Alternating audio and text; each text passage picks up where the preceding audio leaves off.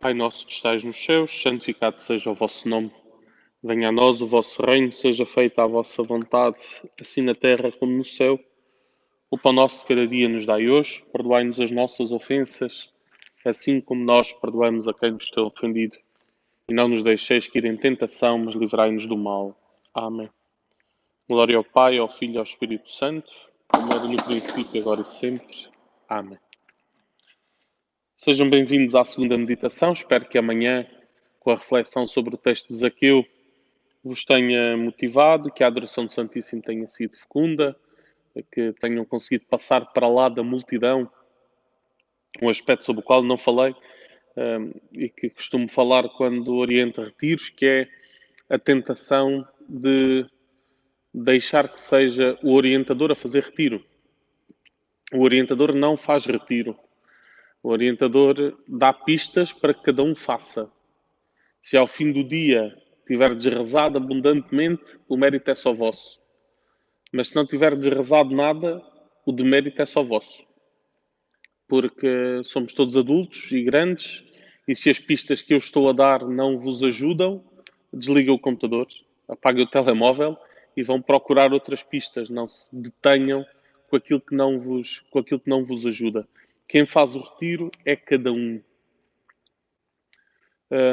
Agora, a proposta que vos faço é profundamente quaresmal, não é à toa com que habitualmente inauguramos os domingos da Quaresma e, apesar de não usar este ano foi Marcos, eu prefiro usar a versão de Mateus. O texto sobre o qual vos falo agora é sobre as tentações no deserto. Diz assim o Evangelho segundo São Marcos, capítulo 4, 1 a 11. Então Jesus foi levado pelo Espírito para o deserto para ser tentado pelo diabo. Por 40 dias e 40 noites esteve jejuando, depois teve fome. Então, aproximando-se dele, o tentador disse-lhe: Se és o Filho de Deus, manda que estas pedras se transformem em pães. Mas Jesus respondeu: Está escrito, não só de pão vive o homem, mas toda a palavra que sai da boca de Deus. Então o diabo levou-o à cidade santa e colocou sobre o pináculo do templo e disse-lhe: Se és filho de Deus, atira-te daqui abaixo, porque está escrito: Ele dará ordem aos seus anjos a teu respeito, e eles te tomarão pelas mãos, para que não tropeces em nenhuma pedra. Respondeu-lhe Jesus: Também está escrito: Não tentarás o Senhor teu Deus. Tornou o diabo a levá-lo para um monte muito alto e mostrou-lhe todos os reinos do mundo com o seu esplendor e disse-lhe: Tudo isto te darei se prostrado me adorares. Aí Jesus disse-lhe: Vai-te, Satanás, porque está escrito: Ao Senhor teu Deus adorarás e só a ele prestarás culto. Com isso o diabo deixou-o e os anjos de Deus aproximaram-se e puseram-se a servi-lo. Palavra da salvação. Há diversos aspectos neste texto que merecem a nossa reflexão. Não tenho a pretensão de o fazer de forma absolutamente original, dizer coisas que nunca tinhais ouvido, não é essa a minha pretensão. Minha vontade é de rezar este texto e de partilhar essa oração convosco. Desafio cada um a depois não se ficar por apenas ouvir o texto. Desafio mesmo a que pare o vídeo agora e vá ler o texto. Mateus 4, 1 a 11. Ler devagar, ler meditadamente cada uma das palavras, deter-se nas palavras que chamarem mais a atenção, tentar construir a cena, tentar visualizar, perceber o que é isto de deserto. Será que o deserto é apenas geográfico? Será que é areia? Ou será que é como o imaginaram a maior parte das crianças da catequese aqui da paróquia que eu e o Padre André servimos? Desafiámos as crianças da catequese a criarem o seu deserto e algumas fizeram o mais simples que tínhamos proposto. Aliás, tudo o que tínhamos proposto era isso, era que colassem um post-it na parede a dizer deserto. E que lá fossem, de vez em quando. Mas alguns foram mais longe e fizeram desenhos do deserto de Jesus, e em todos os desenhos há captos mexicanos, aqueles dessas paragens que de certeza que não havia no deserto de Jesus. Mas que deserto é este? O deserto pode ser tudo, pode ser de facto a areia, pode ser uma zona estéril a perder de vista, mas o que é, sobretudo aqui, é um lugar teológico, ou seja, é o lugar onde Deus se revela. O deserto, como o monte, são os lugares onde não há nada entre nós e Deus, onde acima de nós não há nada a não ser Deus. E por isso o deserto, como lugar de encontro com Deus, é particularmente forte. Depois, a história não começou neste dia da tentação. Sabemos que a história já vinha a ser contada há muito tempo, e estes 40 dias no deserto soam ao dilúvio, o dilúvio pelo qual Deus cobriu toda a terra e a lavou do seu pecado, preservando apenas Noé e alguns familiares seus, mas dilúvio do qual resulta a promessa de que Deus não tornará a destruir a humanidade, que não se tornará a arrepender de nos ter criado. Esse texto é um texto que me levanta diversas questões. O que é que fez com que alguém tivesse rezado aquilo? Como é que alguém olhou para a sua vida e para a vida dos seus e pensou: o que Deus devia fazer a isto era acabar com isto, devia se arrepender de nos ter criado? Porque é o que eu vejo naquele texto, é a oração de alguém olhando à sua volta e pensando: mas como é possível? O que é que nós fizemos com o projeto de Deus? Dizendo de outra forma, se eu fosse Deus, o que fazia era inundar isto e acabar. Mas depois, no meio dessa oração, para lá da justiça que seria essa destruição, surge a misericórdia, um amor de Deus que está para lá e acima e abaixo e a toda a volta de tudo aquilo que somos e que supera as nossas dificuldades, como viria São Paulo a dizer muitos séculos depois: onde abundou o pecado, superabundou a graça. E, e por isso é um texto particularmente bonito, esse do dilúvio. Portanto, os 40 dias de deserto, como os 40 dias do dilúvio, e depois os 40, que são naturalmente os mais conhecidos, os mais determinantes, os 40 anos no deserto da travessia, que também não são cronologicamente importantes, se são 40 anos, se são 39, se são 70, não é isso que é importante. O que é importante é o tempo que Deus precisou para moldar aquele povo, para deixar de ser um amontoado de gente e passar a ser um povo com uma identidade, com uma cultura, com uma religião, com uma língua, tudo aquilo que identifica um povo.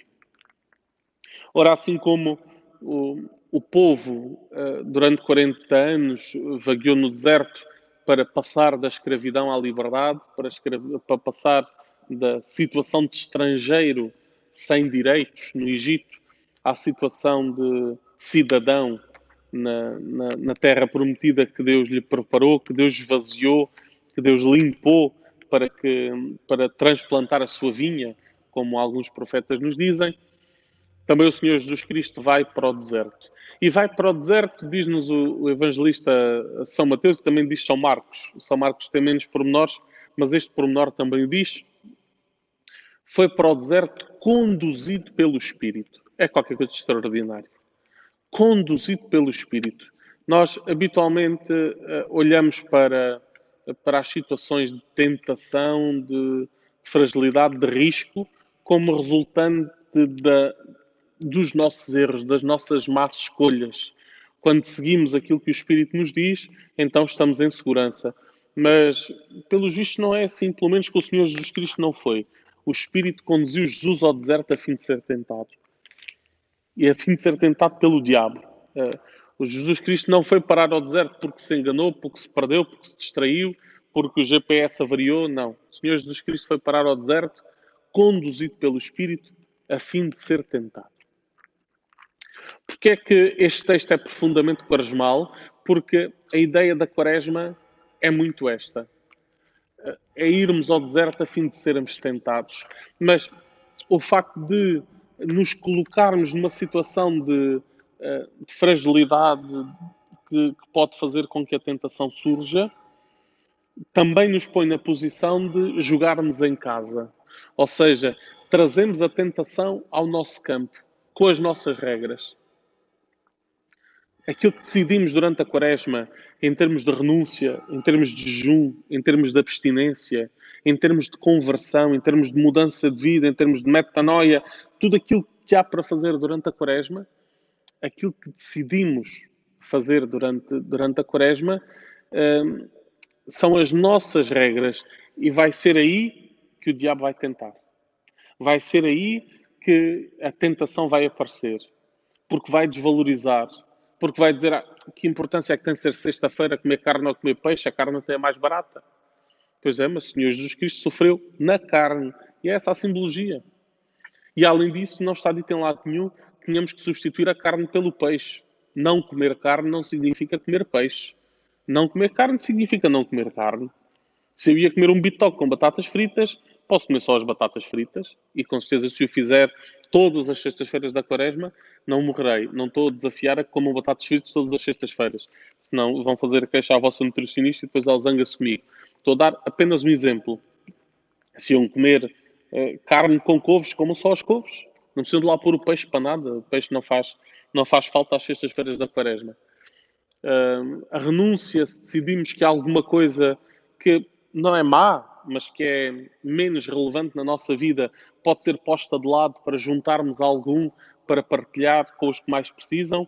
E sabemos que este ano o nosso bispo destinou a renúncia quaresmal a que continuemos a ajudar a edificação de um centro de saúde no Congo, na terra de onde temos 2 padres a trabalhar na nossa diocese, um centro de saúde, um pequeno hospital, sobretudo vocacionado para tratar crianças que foram crianças, que agora serão jovens adultos vítimas como crianças soldados, que é um flagelo naquele país ainda hoje. Se decidimos que aquele café que não bebemos, se decidimos que aquela sobremesa que não comemos, se decidimos que aquela coisa que não é má, mas que decidimos não comprar, sei lá, um jornal, qualquer coisa, para chegarmos ao fim da quaresma e termos qualquer coisa para colocar nesse saco da renúncia que ajudará aqueles que precisam mais que nós, é aí que o tentador vai aparecer. É aí que vai dizer, então, agora, que importância é que tem também mais café, menos café? Mas fomos nós que decidimos as regras e, portanto, ele está a jogar no nosso campo. E sabemos à partida onde é que ele vai tentar atacar, porque fomos nós que decidimos quais é que eram as regras. Esta imagem da quaresma como ir ao deserto a fim de ser tentado, podemos complementá-la ainda com a ideia do ginásio. Porque é que eu, durante a quaresma, estabeleço metas mais exigentes para comigo mesmo? Metas espirituais mais exigentes para comigo mesmo? Não são só um fim em si mesmo. São, mas são também o meio. O meio para eu atingir uma forma espiritual, assim como se fosse uma forma física, que me permita, depois da quaresma, manter um determinado ritmo, uma determinada cadência, uma determinada exigência na minha vida espiritual. E gosto de comparar a quaresma à ida ao ginásio exatamente por causa disso. Porque quando alguém vai ao ginásio, não vai como um fim em si mesmo. Não é porque gosta muito de andar na passadeira, não é porque gosta muito de fazer step, não é porque gosta muito de levantar pesos, não. É porque gosta depois de ir ao supermercado e voltar para casa sem se cansar. É porque gosta de subir as escadas do prédio sem chegar lá ofegante. É porque gosta de carregar as compras sem fazer esforço. Ou seja, não é o ginásio em si mesmo em que fazemos um esforço desnecessário, inútil, despropositado, que é o fim em si mesmo. são os frutos que isso vai dar depois no nosso dia-a-dia.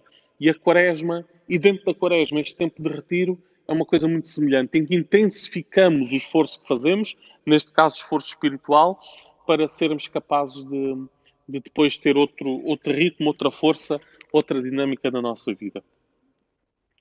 Depois há as tentações propriamente ditas, o conteúdo das tentações, que, que no caso de Mateus são mais explícitas do que no caso de Marcos. Marcos é mais sucinto. Tentou. Pronto. Aqui não. Aqui Mateus dá-nos as palavras de um e do outro. Se és filho de Deus, manda que estas pedras se transformem em pães. Creio que esta tentação que o diabo apresenta ao Senhor Jesus Cristo é o resumo de todas as tentações que têm alguma coisa a ver com o poder. Se manifesta algumas vezes numa certa vontade de fazer magia, de fazer com que a realidade não seja aquilo que é.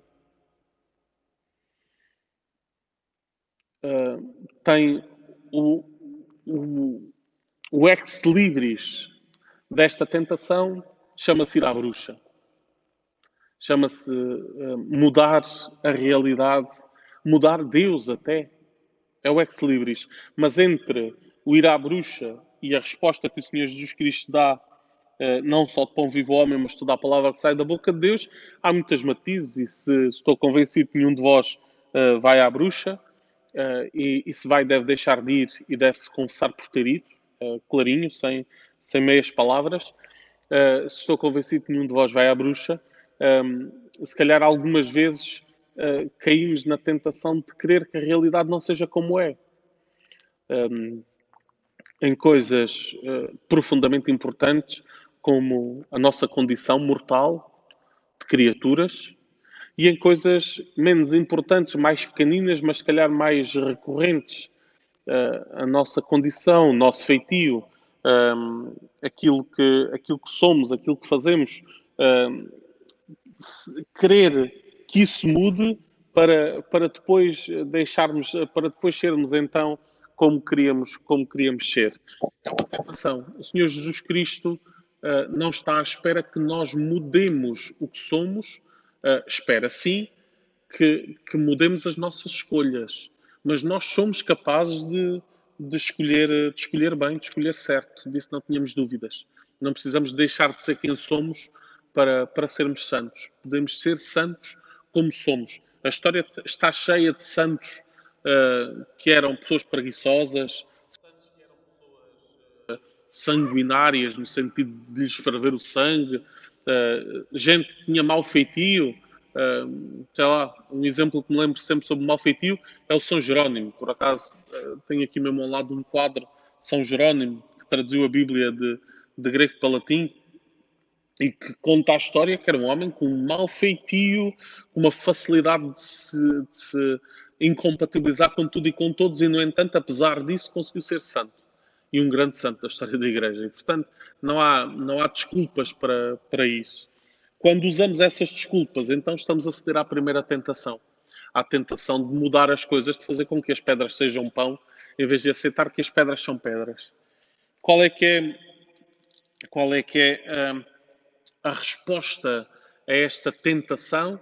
É a fidelidade. Não só de pão vivo o homem, mas toda a palavra que sai da boca de Deus. Depois a segunda tentação é a tentação do aparecer. A primeira, a do poder. A segunda, a do aparecer. Atira-te daqui abaixo, vão aparecer anjos de todos os lados para te segurar, nada te vai acontecer de mal. Diríamos nós hoje, vai ser um espetáculo top. Vai toda a gente ficar extasiado com o espetáculo que vai ver aqui na tua descida. E a tentação do aparecer é a tentação que, quando cedemos a ela, caímos na hipocrisia. Tornamos-nos uma caixa para guardar o vazio. Ou, pior do que o vazio, aquilo que o Senhor Jesus Cristo diz a alguns dos seus interlocutores no seu tempo: túmulos caiados de branco, por fora branquinhos e por dentro cheios de podridão. Isto é a consequência de ceder à tentação do aparecer, de fazer da nossa vida um espetáculo, de fazer da nossa vida uma aparência e não de fazer da nossa vida uma manifestação da nossa existência. Então, quando eu faço alguma coisa exteriormente, estou a ser hipócrita? Não necessariamente. Costumo dar um exemplo acerca, por exemplo, do estado de espírito. Nem sempre estamos bem dispostos. E sorrir estando tristes não é hipocrisia. O que é que seria hipocrisia? Era eu alimentar uma tristeza a dizer vou continuar triste e sorrir para que os outros não soubessem. Agora, se eu sorrio na tentativa de que o sorriso que agora vos dou chegue a iluminar o meu coração, não é hipocrisia. Umas vezes começamos de dentro para fora, outras vezes começamos de fora para dentro e, portanto, quer uma coisa, quer outra, poderá dar os seus frutos. Já com certeza me ouviram esta imagem, gosto dela, acho-a sugestiva. É a mesma coisa que pôr um carro a trabalhar, dando à chave, ele pega e o motor empurra as rodas e andamos, ou então um dia em que o carro não pega, em que arranjamos 2 ou 3 maduros que o empurrem ou pomos numa descida e quando as rodas ganham velocidade, obrigamos o motor a trabalhar porque as rodas estão a trabalhar. Às vezes é de dentro para fora, outras vezes é de fora para dentro, mas dali a 1 quilómetro já ninguém sabe se ele foi posto a trabalhar com o motor de arranque ou se foi de empurrão. Portanto, não confundamos, não temos que andar a dar a toda a gente más caras porque estamos tristes, que é para sermos coerentes. Ou entrar no funeral de alguém às gargalhadas porque estou muito feliz porque Deus gosta de mim, absolutamente tem desrespeito pela tristeza dos outros. Não é disso que eu falo. Isso acho que não é ser sincero. Acho que o nome técnico para isso é ser bruto. E isso não queremos ser. Jesus Cristo não nos mandou ser brutos. Aliás, o Senhor Jesus Cristo compadeceu-se, sentiu com os outros. E nós estamos também obrigados a essa capacidade de compaixão. A verdade é sempre a questão da unidade, de querermos que as nossas palavras, as nossas ações, os nossos sentimentos sejam um só, sejam impossíveis de separar e, em última instância, sejam até difíceis de distinguir. Ora, depois da tentação do poder e da tentação do aparecer, aparece aquela que é tão velha como a humanidade, que é a tentação do ter. Tudo será teu se prostrado me adorares. É a tentação do ter. É a tentação de ser rico. É a tentação de entregar o coração às coisas. E cristamente, tanto se pode ser rico com um tostão como com 1 milhão. E cristamente, tanto se pode ser pobre com um tostão como com 1 milhão. Diz o Senhor Jesus Cristo que é mais fácil se não tivermos nada. Mas não diz que não é possível ser pobre, ser desprendido das coisas, tendo muitas coisas. Há gente que tem muito pouco e que vive tão centrado no pouco que tem, quiçá, exatamente por causa disso, se calhar se tivesse mais podia viver com outra liberdade. Não estou a julgar as pessoas, estou apenas a constatar. Há pessoas que vivem tão focadas no pouco que têm que são ricas, infelizmente. Ricas no pior sentido da expressão. Ou seja, com o coração absolutamente entregue ao tostão que têm.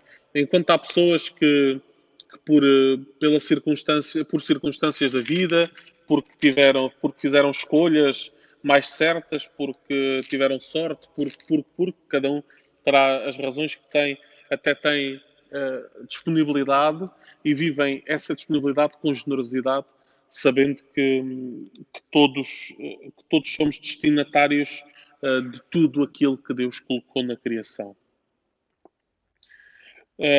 Não me quero alongar muito, temos 25 minutos de reflexão neste momento, não quero ir além da meia hora e por isso aproximamos-nos do fim desta reflexão com uma certa sistematização das pistas que vos dou da oração. Uma delas tem de facto a ver com o deserto, o lugar de encontro com Deus. Se eu vou a esses lugares, se eu me motivo a ir a esses lugares, ou se prefiro estar no oposto do deserto, que é, vamos dizer numa palavra, a cidade, o buliço, a confusão, o barulho, aquilo que não me deixa pensar. E isto tanto pode acontecer, de facto, no meio da cidade como no meio do campo, se eu não criar as condições para me encontrar comigo mesmo e com Deus. Portanto, o primeiro ponto desta oração que vos proponho é sobre os ritmos de oração. Como é que eu rezo? Onde é que eu rezo? O que é que eu faço para que haja oração na minha vida? Não vale a pena andar a dizer a minha vida é toda uma oração se depois não tenho 10 minutos de oração por dia. Uma coisa não acontece sem a outra. É ótimo quando toda a vida é uma oração. E é o ideal. É rezar sem cessar, como nos desafia São Paulo. Mas, mas para que isso aconteça, é preciso que alguns momentos sejam só oração. Portanto, convido-vos a que visitem esses ritmos, que os avaliem, que se perguntem se eles têm cumprido o propósito para que foram criados. Depois, o segundo momento de oração é sobre o conteúdo das tentações. A tentação do poder, a tentação do aparecer, a tentação do ter. Como é que eu respondo a estas tentações? O Senhor Jesus Cristo desafia-nos a que respondamos com as três virtudes evangélicas: pobreza, castidade e obediência. O que é que isto uma coisa tem a ver com a outra? A pobreza parece mais ou menos evidente, não é? A pobreza evangélica, que, mais uma vez digo, não tem que ver com quantidades de dinheiro ou de bens, tem que ver com a atitude diante deles. A pobreza evangélica é um dos caminhos para lidar com esta tentação, com a tentação do ter. A castidade, que tem sobretudo que ver com as questões da vontade, ser livres diante da nossa vontade, ser livres diante dos nossos apetites, é isso que é a castidade. A castidade a que todos somos desafiados, eu na condição de celibatário, um casado na condição de casado, um viúvo na condição de viúvo, os namorados na condição de namorados, cada um livre face aos apetites, face às vontades. É isso que é ser casto. E depois a obediência, que é a antítese, o contrário da tentação que descrevi como a tentação do poder, em que tudo é moldado a meu jeito, em que sou construtor do mundo que me rodeia, mas para ser construtor do mundo só cortando relações com o mundo real e com o seu Criador, que é Deus.